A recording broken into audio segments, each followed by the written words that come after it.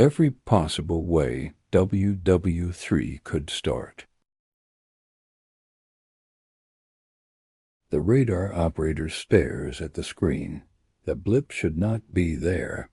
It moves faster than any commercial jet, faster than anything that filed a flight plan. His hand hovers over the emergency line.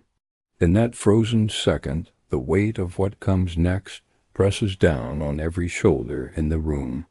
The question is not if the world can survive what follows. The question is how many ways it can begin. 23 different flashpoints circle the globe right now. Each one carries the potential to drag nuclear powers into direct conflict. Each one sits on a hair trigger. The distance between peace and annihilation is not measured in years anymore. It is measured in minutes and miscalculations and machines making decisions faster than humans can stop them. The old world built systems to prevent this. Those systems are breaking down. What replaces them is chaos dressed up as strategy. The Greenland crisis erupts when President Trump announces that military force remains on the table. A congressman files legislation to make the island the 51st state. Greenland is not just ice and rock. It sits on 25 of the 34 raw materials Europe needs for modern technology. Rare earth deposits worth trillions lie beneath the surface. As Arctic ice melts, new shipping lanes open. Oil reserves become accessible. America already operates a missile defense base on the island. Denmark owns Greenland, and Denmark is a NATO ally. NATO operates on one sacred principle. Members do not threaten each other. If America takes land from an ally by force, that principle dies. The alliance fractures. A fractured NATO is an open invitation. Russia watches and waits. NATO's Secretary General warns that Russia could be ready to attack a member state within 5 years. A broken alliance either fails to respond or drags 32 nations into war with a nuclear power. The choice is binary: collapse or total war. Taiwan becomes the most dangerous piece of real estate on Earth when China runs the largest war drills in its history. The head of U.S. Forces calls them rehearsals, not exercises. China has claimed Taiwan since 1949. The Pentagon estimates China wants invasion capability by 2027. Chinese warplanes and naval vessels cross into Taiwan's airspace and waters almost weekly now. Taiwan produces most of the world's advanced semiconductor chips. If China takes control, the global economy fractures overnight. Supply chains collapse. Modern technology grinds to a halt. The United States pledges to help Taiwan defend itself. Japan's Prime Minister declares that a Chinese attack threatens Japan's survival. American military bases in Japan sit just 70 miles from Taiwan. The Council on Foreign Relations analyzes every major war scenario. Their conclusion is unanimous. Nothing comes close to Taiwan's potential for ignition. If China invades, America responds. When America responds, Japan activates defense protocols. Then Australia and the Philippines join. 2 nuclear powers and all their treaty allies enter the same war. The first shot turns into a cascade. Ukraine's spillover becomes inevitable when Russian drones cross into Poland. 19 drones enter Polish airspace from Belarus.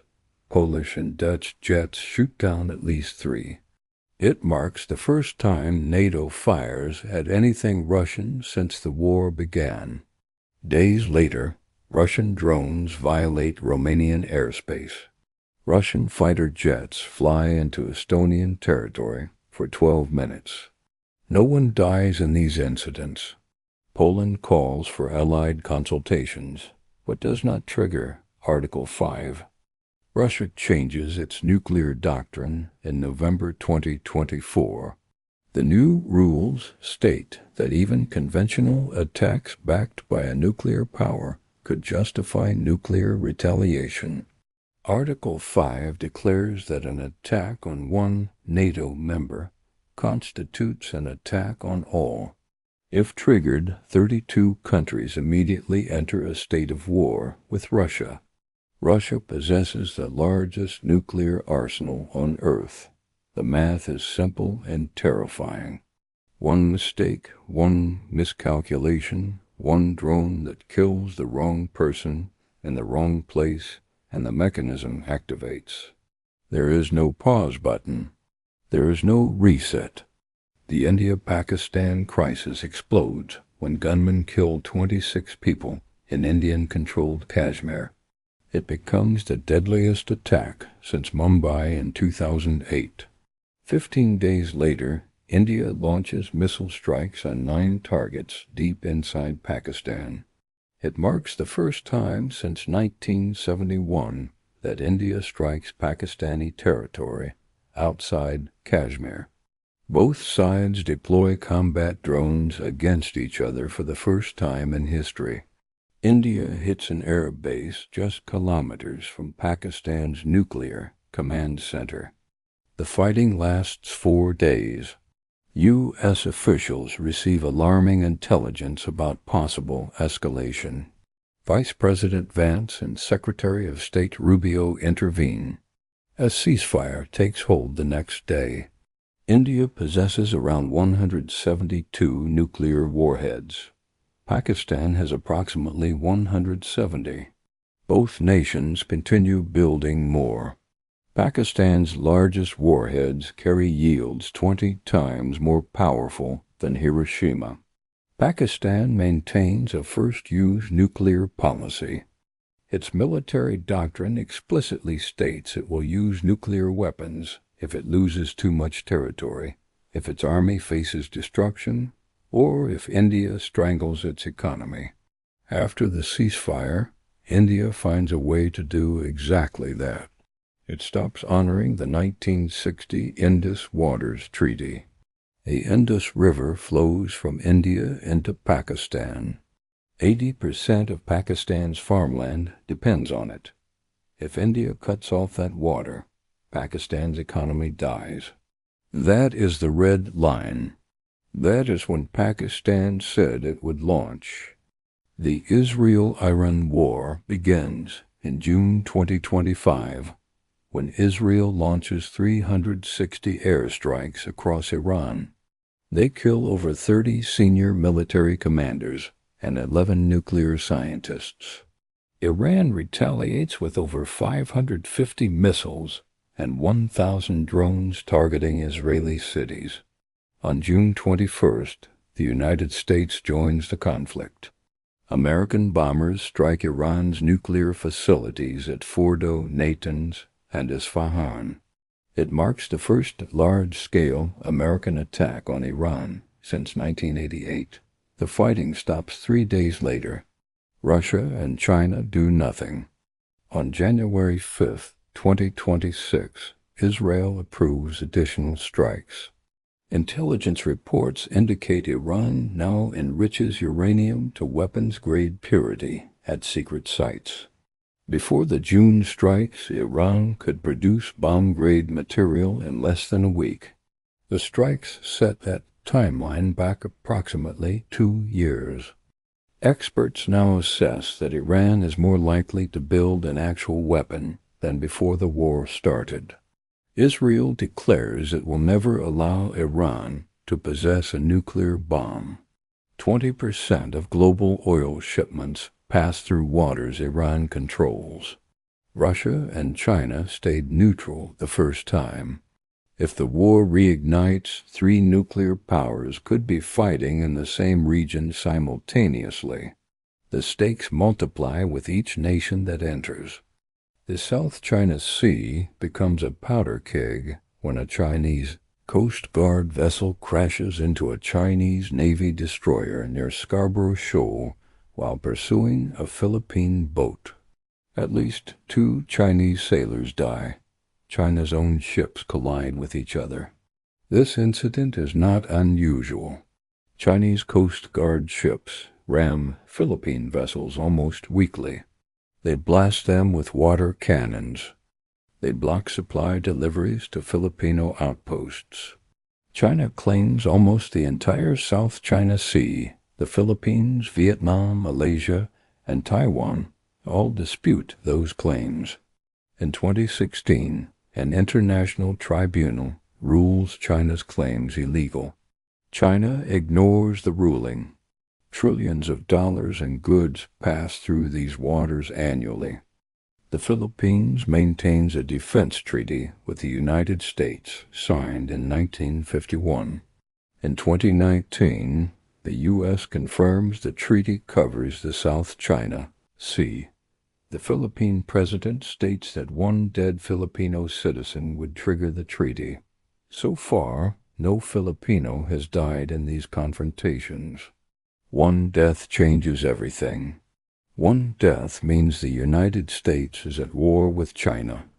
Russia targets the Baltic through a 65-kilometer stretch of road called the Suwałki Gap. It runs between Poland and Lithuania. On one side sits Belarus. On the other sits Kaliningrad, a piece of Russia separated from the mainland. If Russia seizes that road, the Baltic states become cut off from NATO. Estonia, Latvia, and Lithuania are all NATO members. During the Cold War, they belonged to the Soviet Union.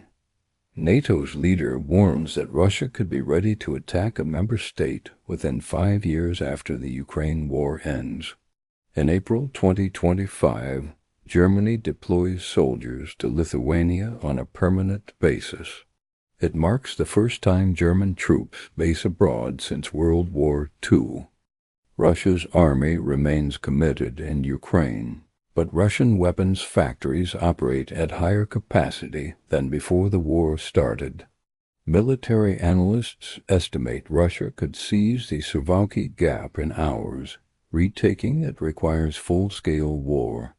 Every NATO member faces the choice: fight a nuclear power or watch the alliance collapse. There is no middle ground. North Korea becomes unpredictable when Kim Jong-un orders increased missile production. North Korea already possesses approximately 50 nuclear bombs. In June 2024, North Korea signs a mutual defense pact with Russia. If one nation is attacked, the other provides assistance. North Korean soldiers already fight alongside Russian troops in Ukraine. In September 2022, North Korea changes its nuclear doctrine. The new rules permit North Korea to strike first if it perceives an imminent attack. It does not have to wait for confirmation. 28,500 American soldiers are stationed in South Korea. American bases dot Japan's landscape. Both nations maintain defense treaties with the United States. China shares a border with North Korea. In 1950, when American forces advanced toward that border, China deployed hundreds of thousands of soldiers to push them back. China still maintains a defense treaty with North Korea from 1961. If North Korea attacks South Korea, America responds. If American troops push northward, China and Russia are both treaty-bound to intervene. 4 nuclear powers in the same conflict zone. The mathematics of mutually assured destruction break down completely. AI false alarm scenarios become reality when automated systems make life or death decisions. On September 26, 1983, a Soviet computer detects 5 American missiles flying toward Russia. The duty officer, Stanislav Petrov, has minutes to decide. He chooses to ignore the computer. It is a false alarm. Sunlight reflecting off clouds fools the satellites. Today, the United States, Russia, and China all integrate artificial intelligence into nuclear warning systems. AI processes data faster than any human. The Pentagon confirms AI now assists in missile detection. A president has approximately 6 minutes to decide once a warning arrives. There is no time to verify if the machine is wrong. The UC Russia hotline sits unused. Russia stopped answering after the Ukraine war started. The UC China hotline requires 48 hours to get a response. In 1983, a human catches the mistake. Next time, a machine might not. The margin for error shrinks to zero. The Nile water war brews when Ethiopia completes the Grand Ethiopian Renaissance Dam. It will be the largest dam in Africa when finished. Ethiopia states that 65 million of its citizens lack electricity. The dam will change that. But the Nile does not end in Ethiopia. It flows north through Sudan into Egypt. Egypt derives 97% of its water from the Nile. 100 million people depend on it. Egypt declares the dam will cut off its water supply. Ethiopia, Egypt, and Sudan negotiate for over 10 years without reaching agreement. Ethiopia begins filling the dam anyway. Egypt's president states all options remain on the table. In 2020, Egypt's foreign minister declares his country will not allow its water to be taken. Egypt commands the largest military in Africa with American weapons and French fighter jets. Ethiopia fields an army fresh from civil war. Both nations maintain ties to Russia, China, and the United States. This would mark the first major war fought explicitly over water resources. A conflict in Africa that pulls in the same global powers already confronting each other over Ukraine, Taiwan, and the Middle East. The world runs out of separate wars. They all merge into one. North Korea collapse creates chaos no one prepared for. The Kim family has ruled since 1948 across 3 generations. No succession plan exists if the government falls. North Korea hides nuclear weapons across the country in tunnels, bunkers, and mobile launchers. If the government collapses, those weapons have no guardians. The United States and China both maintain plans to secure them, but neither has shared those plans with the other.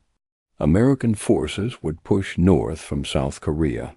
Chinese forces would push south from the border. No agreement exists on where each side stops. No real-time communication protocol exists. The last time American and Chinese forces met in Korea, the war lasted 3 years and killed millions. Both sides now possess nuclear weapons.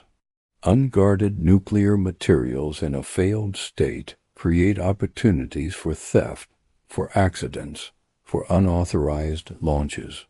The scramble to secure them creates the conditions for direct superpower conflict.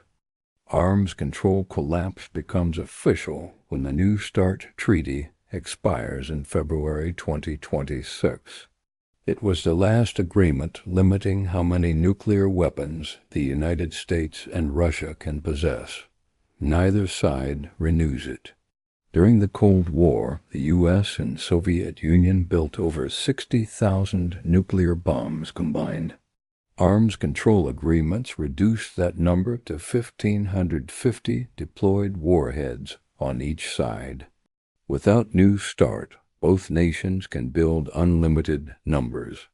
Russia already announces expansion plans.